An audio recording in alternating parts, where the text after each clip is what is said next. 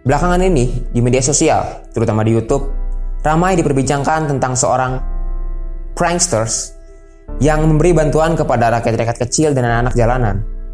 Namun saat dibuka paketnya, bantuan tersebut bukanlah bantuan sebenarnya, melainkan isinya adalah sampah. Di media sosial, di Instagram, dan di YouTube-nya pun sekarang sedang ramai-ramai dihujat oleh banyak netizen dan juga dari beberapa konten kreator lainnya. Hai, aku Adrian.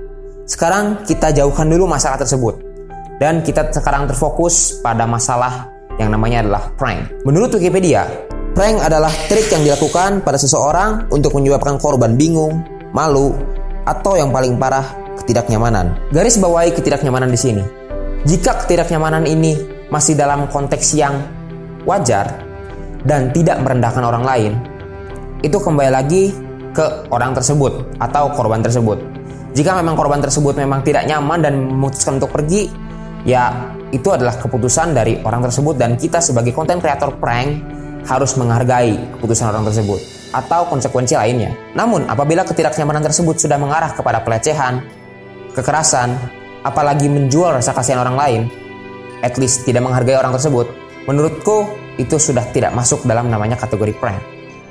Seperti yang Agung Hapsah bilang, kalau kamu mau buat prank yang palsu, silahkan. Kalau kamu buat yang betulan, silahkan juga. Tapi please, jangan sampai itu menyakiti orang secara fisik atau mental. Itu bukan prank lagi menurutku, itu abuse. Yes, it's not a prank anymore. It's an abuse. Apakah konten prank di YouTube sekarang sudah melewati batas?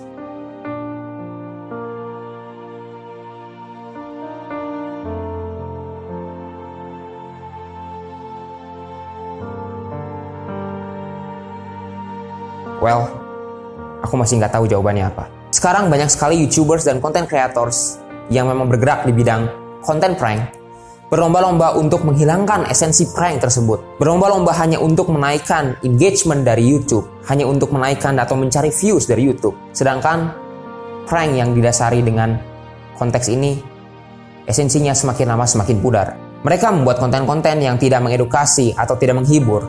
Mereka membuat konten-konten yang sensasional dan kontroversial yang memang mengundang banyak viewers di YouTube. Dan hal ini tidak bisa disalahkan dan sulit untuk di-stop. Sampai di titik di mana mereka sudah kalah akan konten yang mereka buat di YouTube dan akhirnya mereka pun membuat suatu konten yang bernama klarifikasi and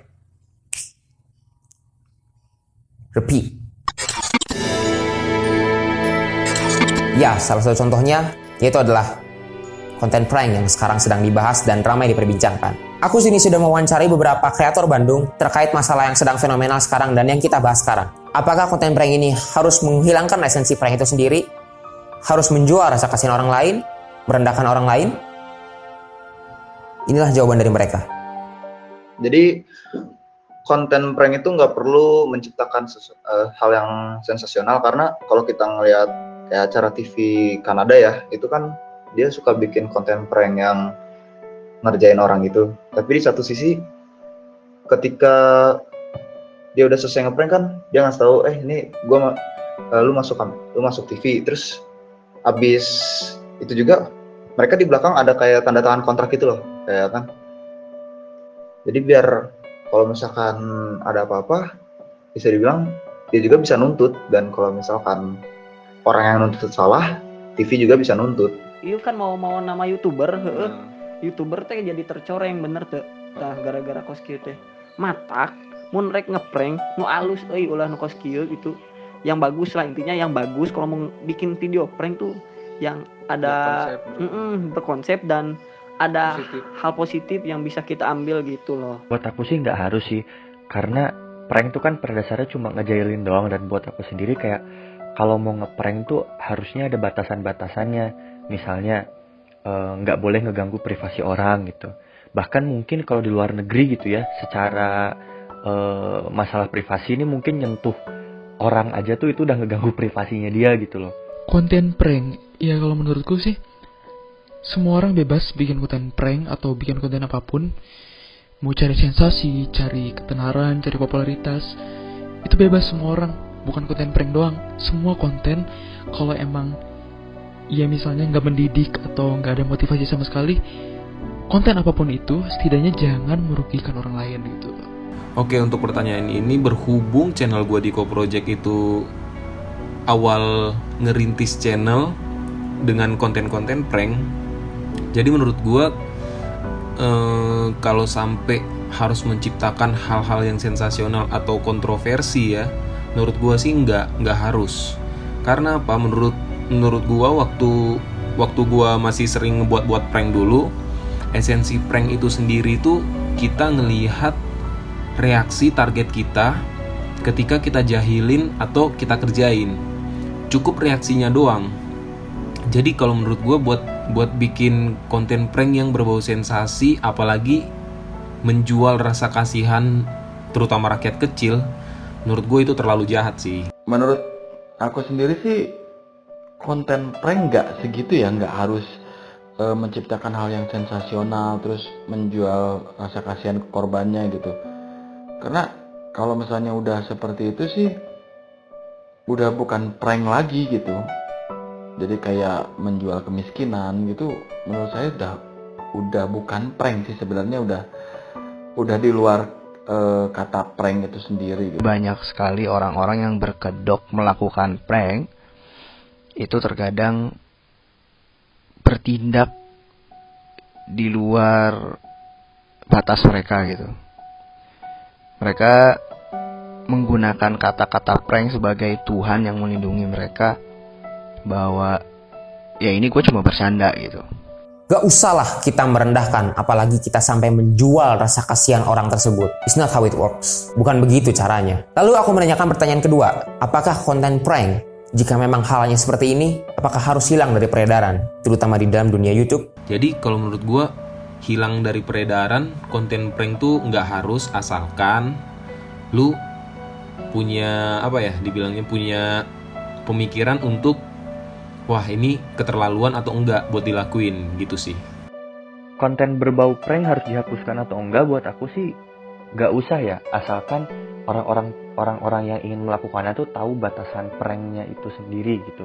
Kayak tadi aku bilang gitu, dia tidak mengganggu privasi orang lain, dia tidak merugikan orang lain gitu, apalagi memanfaatkan rasa kasihan atau bisa memanfaatkan kemiskinan orang lain untuk dijadikan kontennya dia gitu loh. Menurut Sandy mah enggak ya, soalnya kan masih ada gitu prank-prank yang seru, masih ada gitu, yang enggak semuanya lah di kambing hitamkan jadi jelek gitu prank.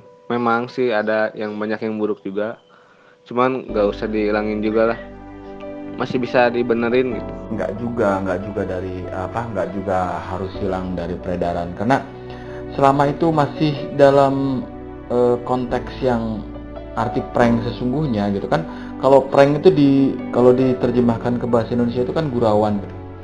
Jadi selagi gurauannya itu masih bisa diterima, tidak di luar batas, itu menurut aku sih ya sah-sah aja, nggak usah hilang dari peredaran di YouTube ataupun di mana-mana gitu ya, di medsos ataupun di